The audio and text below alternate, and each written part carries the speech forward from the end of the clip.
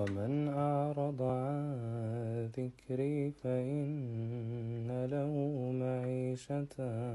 ضنكا ونحشره يوم القيامة أعمى قال رب لم حشرتني أعمى وقد كنت بصيرا